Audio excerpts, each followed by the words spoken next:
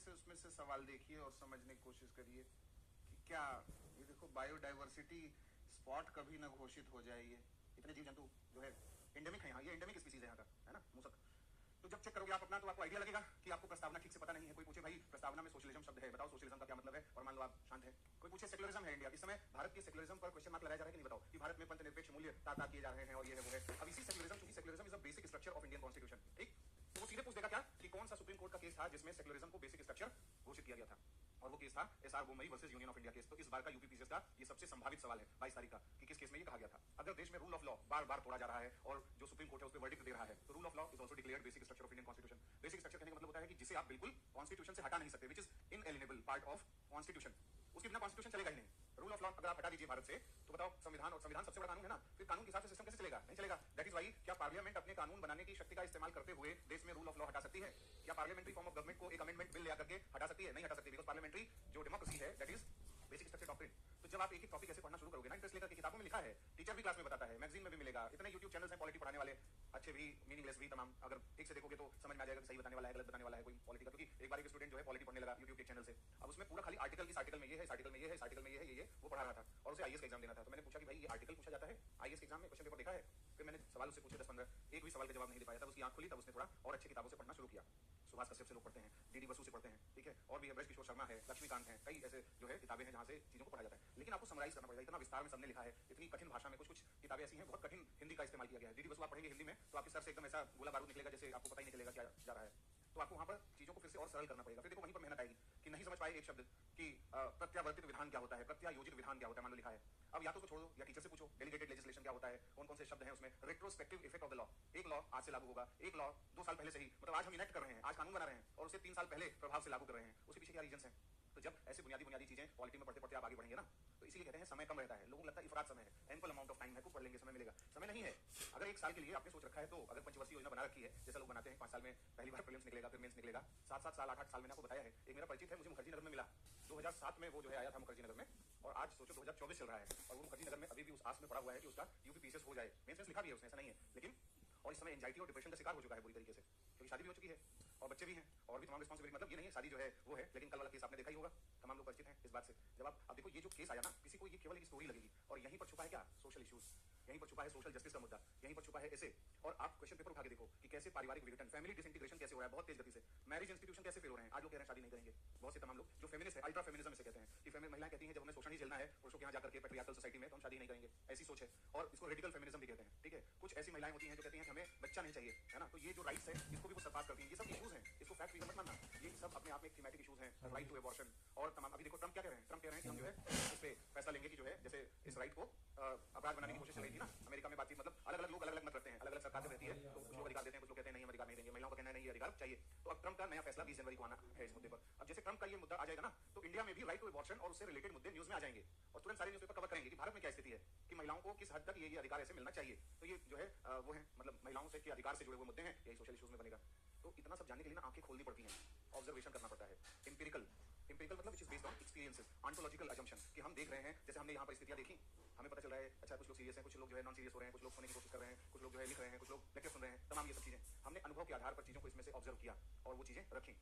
तो ये वाला जो पार्ट होता है ना, ये आपके नॉलेज को, आपके नॉलेज के बेस को बहुत स्ट्रॉन्ग और शार्पन करता है, धारदार बनाता है। नहीं तो एकदम प्रिंसिपल जैसे कहते हैं थ्योरेटिकल नॉलेज आपके पास, बुकिश हो आपने किताब पढ़ लिया, रख लिया, आपको कुछ पता नहीं, आपसे कुछ पूछेंगे किताब से हट करके आप एक लाइन बताने की स्थिति में नहीं होंगे, अपने दिमाग से भी कुछ बता दें। तो जो लोग नहीं बोल पाते उनके पीछे यही रीजन होता है कि वो सोचते नहीं। जिस दिन वो सोचना शुरू कर दें, सोसाइटी के इश्यूज पर विचार करो, भाई तुम्हारा भी तो अपना थॉट होगा कि महिलाओं को सिंपल सवाल पूछो, अपने से पूछो, क्या महिलाओं को अधिकार मिलना चाहिए, महिलाओं को कहां तक अधिकार मिलना चाहिए, क्या महिलाओं के अधिकार की कोई लिमिटेशन है, या एब्सोल्यूट अथॉरिटी अधिकार महिलाओं को या पुरुषों को भी, दोनों की बात चल रही है, क्या पुरुषों को अधिकार असीमित अधिकार मिल जाए कि वो हर तरीके का अत्याचार करें, या महिलाएं जिस तरीके से अत्याचार कर रही हैं उस स्थिति में फेक जो है एलिगेशंस लगाना। कल वाले केस में पूरा डिटेल में पढ़ेंगे, समझेंगे, तो आपको आइडिया मिलेगा कि कैसे कैसे क्या क्या काम किया गया है। आर्टिफिशियल इंटेलिजेंस छोटी चीज नहीं होती, और उसमें सॉफ्टवेयर इंजीनियर होना और उसमें भी किसी स्पेसिफिक फील्ड में काम करना, ठीक है। मैंने देखा तो मुझसे मतलब वो नहीं रहा गया कि इसको जो है वो न किया जाए, बताया जाए लोगों को इसके बारे में, फिर मैंने उसको कवर भी किया इन सब चीजों को। तो कुल मिलाकर के कहने का आशय है कि ये सारे जो इश्यूज है ना, इस पे आपको भी निगाह, क्या टीचर ही निगाह रखेगा? मैं करंट अफेयर पढ़ने के लिए और सुनने के लिए और सुनाने के लिए बना हूं, असली चीज तो आपके साथ है ना, मेरे से पहले आपको पता होना चाहिए। आप बोलते हैं कि भाई अच्छा ये बड़ा केस आ गया, इसका क्या इंप्लीकेशन होगा। उसने कहा ना जुडिशरी अगर सही से जस्टिस नहीं करती है तो मेरी अस्थियों को यहीं गटर में डाल दिया जाए, यानी वो क्वेश्चन मार्क उठा रहा है कि भाई जुडिशरी तुम कर क्या रहे हो। अब सोचो इसमें क्या आएगा पता है, इसमें फैमिली कोर्ट का मुद्दा आएगा। क्या आपको पता है कि फैमिली कोर्ट एक्ट इंडिया में कब बना था, फैमिली कोर्ट्स के क्या राइट्स होते हैं, दो पक्ष यानी पति और पत्नी के बीच का अगर पारिवारिक विवाद है तो उसको प्री लिटिगेशन स्टेज पे, मतलब मुकदमाबाजी करने से पहले ही कैसे सुलह कर लें, कैसे उसमें फैमिली कोर्ट जो है रोल प्ले करता है। अब उस फैमिली कोर्ट की प्रिंसिपल जज 5 लाख रुपए का इससे घूस मांग रही है,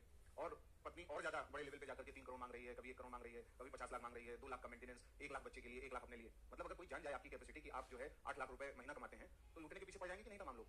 मतलब ऐसा हो सकता है ना भी हो, बहुत से लोग जो है अच्छे से रहते हैं, सारी चीजों को समझते हैं, लेकिन ये मेंटालिटी की बात है कि किसकी क्या मेंटालिटी है, किस सोच के साथ काम कर रहा है। क्या हैप्पीनेस जरूरी है या फिर डिस्प्यूट जरूरी है? आप जो है क्लैविंग नेचर के हैं, लड़ने झगड़ने को आप प्राथमिकता देते हैं, या फिर आप अपने जीवन में शांतिपूर्ण तरीके से आगे बढ़ते हैं? आप देखो राष्ट्रों के साथ ही हो रहा है, बहुत से राष्ट्रों को लड़ाई झगड़ा पसंद है। सीरिया ने आज कहा है, मैं आज आने से पहले देख रहा था, और सीरिया नहीं, इजराइल ने कहा कि हमने लगभग 300-400 स्ट्राइक्स कर दिए हैं अभी 48 घंटे के अंदर, मिसाइल दाग दिए हैं सीरिया के ऊपर। तो उसका तो प्रवृत्ति रुक रही है, उसका जो इंस्टिंक्ट है नहीं रुक रहा है, क्योंकि वो वैसा है, चाइना कर रहा है वैसा। तो ऐसे जो तमाम एलिमेंट होते हैं, इन्हें मैं चाइना और नॉर्थ कोरिया और यही सब बोलता हूँ, या मैं इन्हें जो है करेन काचिन और जो ऐसे सेपरेटिस्ट हैं, जो भड़काने वाले तत्व हैं, उनको उस कैटेगरी में रखता हूँ कि उन्हें जो है शांति पसंद नहीं है। तो बहुत से ऐसे परिवार के सदस्य होते हैं, उन्हें किसी कॉन्स्पिरेसी में ही आनंद आता है, क्योंकि उनकी पूरी मेंटालिटी उसी तरीके से, उसी तरीके के लोगों के इर्द गिर्द घिरी हुई होती है ना। उसमें उसने बताया है कि डाइवोर्स जितना ज्यादा से ज्यादा उसका वो है फ्रेंड सर्किल महिला का, वो सब डाइवोर्स ही है ना। ठीक है, कोई बात नहीं, बात समझ आ रही है? कहानी नहीं सुना रहा हूँ, ये मत समझना, सिलेबस आपका खत्म हो चुका है, अभी 1 घंटे में सारी चीजें आप जान जाएंगे, और फिर आपको कुछ मटेरियल्स आपको प्रोवाइड होगा, आज नहीं अभी हो जाएगा, क्योंकि अब नए बैच अनाउंस भी हो गया आपके इंटरनल सिक्योरिटी वाला। तो आप 2-4-5 दिन जो है बढ़िया से अपना वो करिए, समझिए चीजों को, रिवाइज करिए, और फिर नए सिरे से इसको शुरू करेंगे। तो कहने का मतलब ये है कि ऐसे जो भी प्रसंग चल रहे हैं सोसाइटी में, तुरंत उसको उठाइए और लिखना शुरू करिए। कैसे? 100 शब्द में अपने थॉट्स लिखिए। जैसे कैपिटल पनिशमेंट, क्या भारत में मृत्युदंड दिया जाना चाहिए? आपका क्या विचार है इस पे? और इसको माहौल वो बना दो एकदम आपस में, स्पेशली क्लास में आपस में पूछो, कोई भी क्लास में किसी को टाइम खराब मत करने दो, और अगर खराब कर रहा हो तो उसका बहिष्कार कर दो। मैनेजमेंट में जाकर के बता दो क्लास में माहौल खराब कर रहा है, तो उसके खिलाफ एक्शन लिया जाएगा ना। आपका समय भी कीमती है, 5 लोग अगर बहुत अच्छे से पढ़ रहे हैं और कोई दूसरा उसी में हंस रहा है और अलग अलग बातें कर रहा है, तो कोई दूसरा सफर क्यों करे? सीधी सी बात है, उसको बहिष्कार करना जरूरी है। तो आप काम करो, आपस में ग्रुप डिस्कशन करो ये सब इश्यूज पर। डेमोक्रेसी के सामने क्या चैलेंजेस हैं? 5 बिगेस्ट चैलेंजेस लोकतंत्र पे, टॉपिक आप मेरे से ले लो, अपने से डिस्कशन करो, उस पर अपना थॉट बनाओ। पहले उन सब चीजों के लिए बेसिक अंडरस्टैंडिंग, मैंने कहा था लोकतंत्र की समझ नहीं होगी तो लोकतंत्र की चुनौती क्या बताओगे? अगर तुम्हें पता नहीं है कि इक्वालिटी के प्रति, समानता का सम्मान की समानता होनी चाहिए, इक्वालिटी बहुत अच्छा मूल्य है कि नहीं बताइए? इक्वालिटी के बिना डेमोक्रेसी होगी? नहीं होगी। तो अगर इक्वालिटी और डेमोक्रेसी के बीच में बहुत मजबूत संबंध है, और किसी देश में इनइक्वालिटी पे इनइक्वालिटी हो रही हो, तो वो डेमोक्रेसी के सामने चैलेंज है कि नहीं? तो जितने प्रकार के डिस्क्रिमिनेशन है, अब बताओ भारत में डिस्क्रिमिनेशन है कि नहीं, इनइक्वालिटी है कि नहीं, अलग अलग प्रकार की डिस्पैरिटीज हैं, असमानताएं, भेदभाव सब किया जा रहा है, किसी को ज्यादा रिजर्वेशन, किसी को कम रिजर्वेशन, किसी को रिलीजन के आधार पर रिजर्वेशन, किसी को कुछ, ये सब चीजें करके एक अलग प्रकार का। तो डेमोक्रेसी के सामने चैलेंजेस क्या है, ऐसा सोचो। ठीक है, खूब ढेर सारे विषय उठाओ और एकदम, पता नहीं आप इतना करोगे कि नहीं, आई डोंट नो, लेकिन करेंगे तो मुझे खुशी होगी। और कहते हैं कि खुशी एक कैपिटल है, पूंजी है कि नहीं? हैप्पीनेस एक बहुत बड़ा कैपिटल है, हर प्रकार की पूंजी से ऊपर की चीज है। जिस दिन आप ये समझेंगे आपको खुद समझ में आएगा। अभी तो आप इस एज ग्रुप में हैं कि ये सब चीजें आपको फिलोसॉफिकल भी लग सकती हैं, लेकिन एक ऐसे समय में आपको कामनेस, पीस, सुकून, शांति और हैप्पीनेस, ठीक है, ये सब सबसे बड़े वैल्यूज लगेंगे, सबसे बड़े मूल्य लगेंगे। इनकी तलाश में आप फिरेंगे, अगर इन सबसे दूर हैं तो इनको पाने की कोशिश करेंगे, पाने की कोशिश करेंगे। ठीक है, खैर, तो संधि और अभिसमय पर हम लोग थे, मैंने आपको वियना कन्वेंशन बता दिया था रिफ्यूजी पे, और वो आप अच्छी तरीके से समझ गए थे। आप अपने उत्तर में मानवीय दृष्टिकोण के साथ लिखिए, चीजों को समझिए। आप सीधे बताइए कि अगर दुनिया में मान लो अगर आपसे कहा जाए कि 125 मिलियन लोग हैं जो शिकार हैं डिस्प्लेसमेंट के, कहीं ना कहीं उनको भागना पड़ रहा है। अगर हम रिफ्यूजी की बात करें तो लगभग 24 टू 30 के आसपास मिलियन में रिफ्यूजी हैं। तो ये सब जितने लोग हैं, इनके अधिकार सुरक्षित होने जरूरी है कि नहीं? इनके अधिकार को सुरक्षा देना है तो यूएन की बात, यूएन का जो कन्वेंशन है उसको अपनाना पड़ेगा।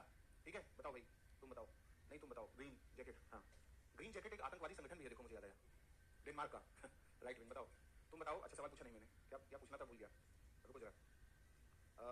हाँ, नॉन रिफॉल्वमेंट प्रिंसिपल क्या है हिंदी में? ये तुम वो हो क्या, नीरज चोपड़ा? हिंदी में पूछो। नॉन रिफॉल्वमेंट को कल बोला नहीं था कि नॉन रिफॉल्वमेंट को हिंदी में भी नॉन रिफॉल्वमेंट ही लिखना है? ये ऐसे कल लिखा नहीं था तुमने रिफॉल्वमेंट? अब देख लो। हाँ क्या वियना क्या है ये पूछ रहा हूं तुमसे ना, पता नहीं। सीरिया का शरणार्थी बनना पसंद करोगे? बताओ।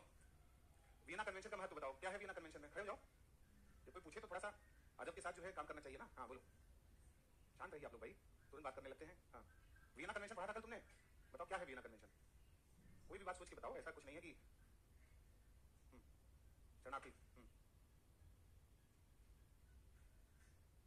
क्या शरणार्थी? बताओ आप लोग, बताओ, मतलब सवाल क्या ये बहुत कठिन सवाल है? और बाकी चीजें बता लोगे तुम?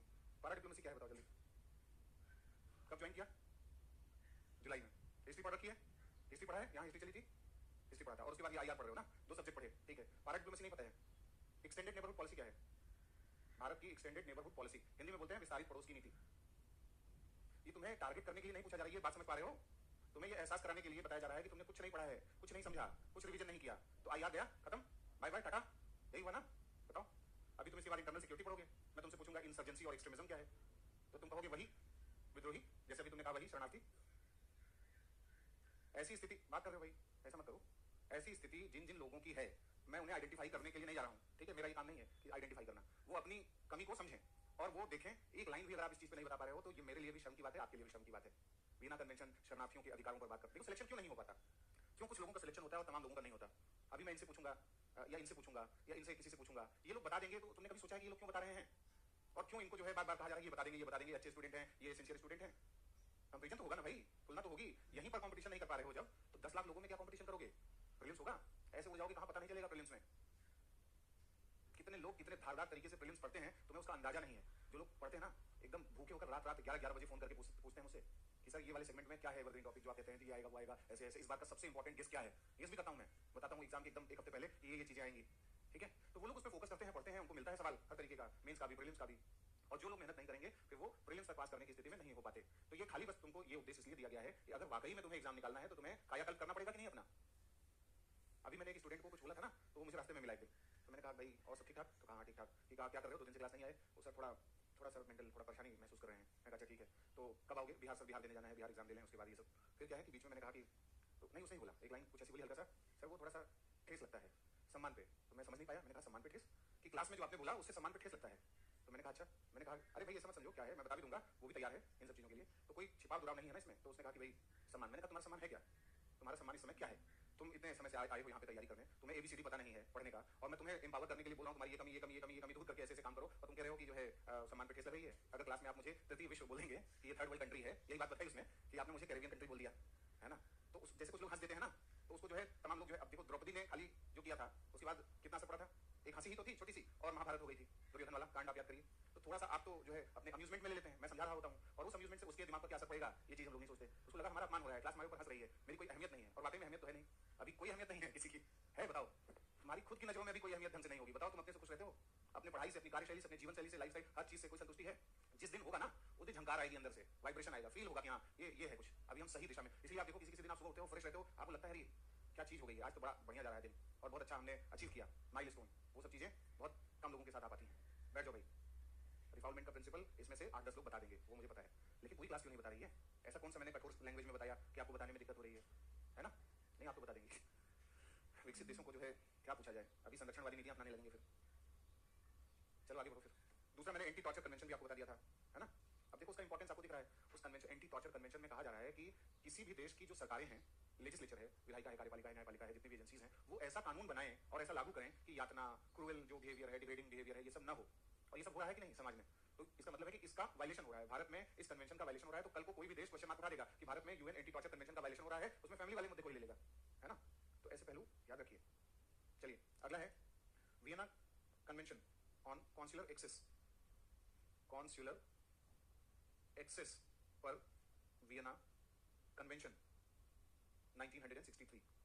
ये भी पूछा जा सकता है, Vienna convention on consular access, consular access, ठीक है? हिंदी में कॉन्सुलर को वाणिज्यिक दूतावास बोलते हैं, वाणिज्यिक दूतावास, कॉन्सुलर ऑफिस या कॉन्सुलेट ऑफिस।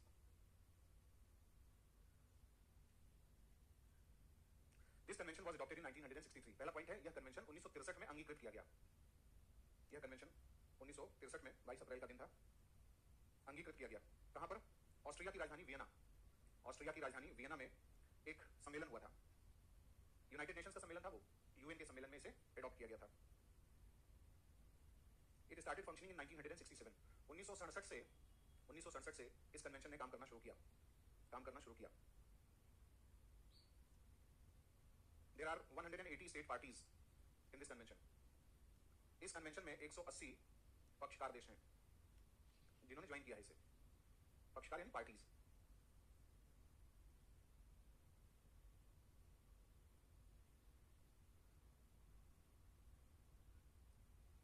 नेक्स्ट पॉइंट, यह कन्वेंशन राजनयिकों के अधिकारों की सुरक्षा की बात करता है। यह कन्वेंशन राजनयिकों या दूतों के अधिकारों के संरक्षण की बात करता है।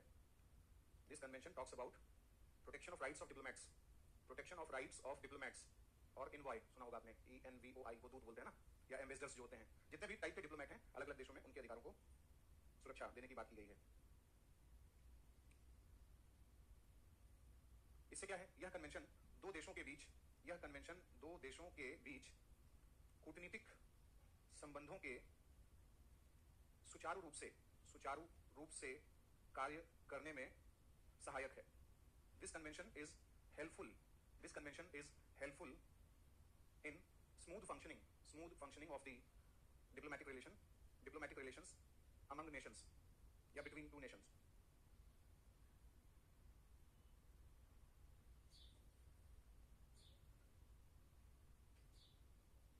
तो इसी कन्वेंशन में क्या कहा गया है? इस कन्वेंशन में कहा गया है कि भाई किसी देश में एक कॉन्सुलेट ऑफिस होता है. कॉन्सुलेट ऑफिस होता है, उसमें कई प्रकार के लोग काम करते हैं, जैसे कॉन्सुलेट जनरल, जैसे मैं लिख रहा हूँ ऐसे लिखते चलिए, फिर मैं एक्सप्लेन करूंगा. कॉन्सुलेट जनरल, दूसरा कॉन्सुलेट, तीसरा vice consulate, vice consulate and consulate agencies.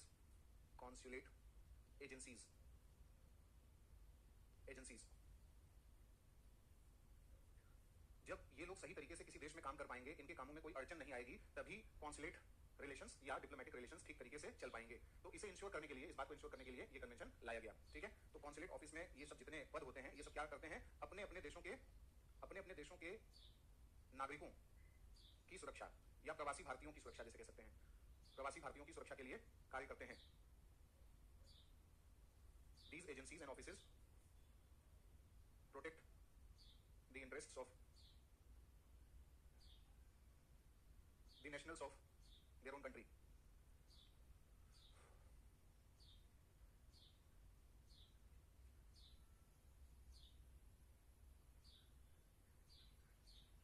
Article 36 of this convention is very important. Article 36 of this convention is very important. इस कन्वेंशन का अनुच्छेद 36 बहुत महत्वपूर्ण है. 36 बहुत महत्वपूर्ण है. इसमें कहा गया है कि यदि किसी व्यक्ति को किसी दूसरे देश में गिरफ्तार किया गया, तो उसे उस देश में कॉन्सुलर एक्सेस मिलेगा. Article 36 of this convention points out that if a citizen of a country is arrested in another country, it will have consular access. ठीक है.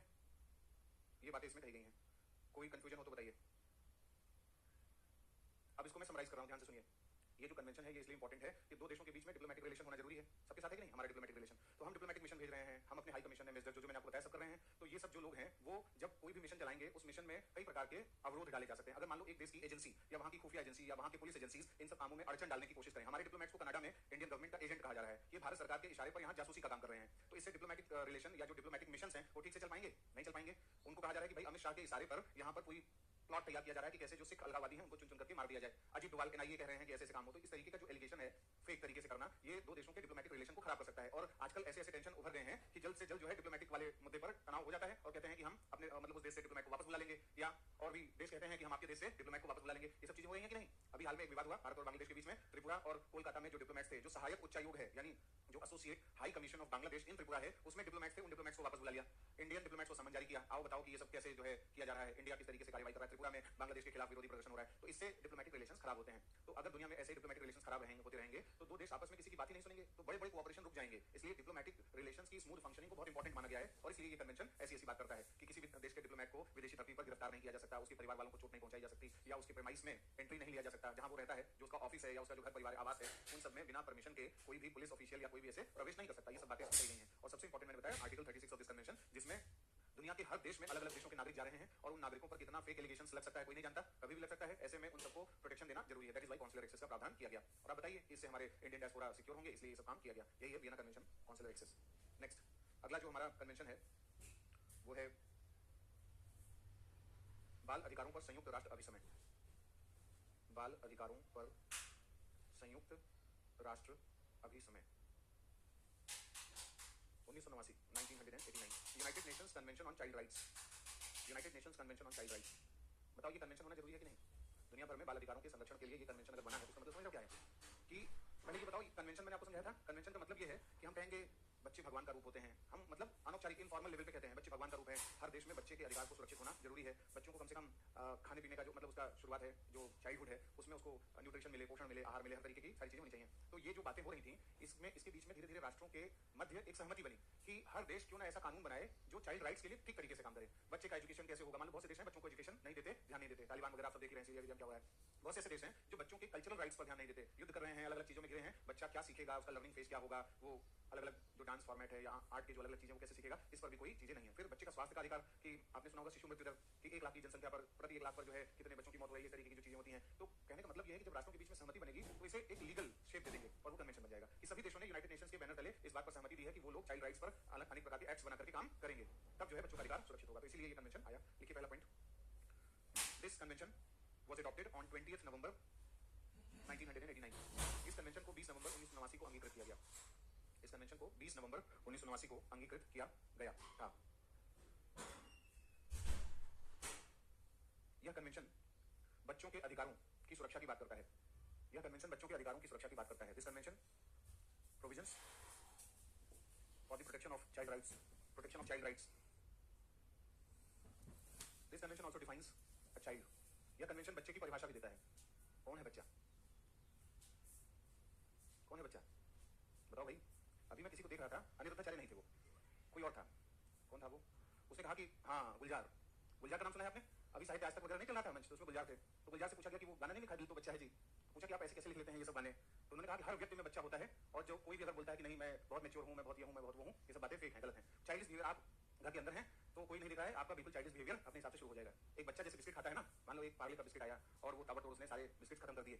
बड़ों की भी ऐसी आदतें होती हैं, सामने रहेंगे तो एक आध बिस्किट खाएंगे और अगर कोई नहीं है सामने तो ताबड़तोड़ जो है टूट पड़ेंगे। होता है कि नहीं? कुछ लोग कॉन्शियस भी होते हैं हेल्थ के लिए तो नहीं खाते इतना, लेकिन ऐसा देखा गया है, छूट मिले तो लूट। नेक्स्ट, तो इसमें बच्चे की परिभाषा है। तो इसमें कहा गया है article 1 of this convention defines the child. 18 साल से कम उम्र के जो लोग हैं उन्हें बच्चा कहा जाएगा। ठीक है, the persons below the age of 18 years would be considered a child. 18 साल से कम उम्र के बच्चे। अब इस पे बहुत विवाद भी है कई देशों में। 18-17 साल का बच्चा बहुत समझदार हो चुका होता है, दुनिया भर के अपराध कर रहा होता है, ठीक है, और उसको आप अधिकार दे रहे हैं, बोल रहे हैं मानवाधिकार है। आपने निर्भया केस सुना है, आपने तमाम ऐसे केसेस सुने हैं। या वो 18 साल का जो बच्चा जिसने पुलवामा टेरर अटैक किया था, वो भी कहेगा कि मैं बच्चा हूँ और मुझे जो है जुवेनाइल जस्टिस, मुझे किशोर न्यायालय में भेज दो। तो कई बार बच्चों को बचा लिया जाता है कि नहीं, ये बोल करके कि ये बच्चा है। तो ऐसी इसमें क्या होगा, फिर आपको एक सवाल उठेगा कि क्या जो बच्चे की परिभाषा है इसमें कुछ चेंज होना चाहिए, कितने वर्ष के उम्र के लोगों को बच्चा कहा जाए। इसे सोचते रहिएगा, ये मैं सवाल ऐसे आपको सोचने के लिए दे रहा हूँ। तो इसमें बताया गया है कि बच्चे जो हैं 18 साल से कम उम्र के, उनके अधिकारों को सुरक्षित किया जाए। कैसे? देखिए, राइट अगेंस्ट टॉर्चर। आर्टिकल 1 में यातना के खिलाफ अधिकार दिया गया है, यातना के खिलाफ अधिकार।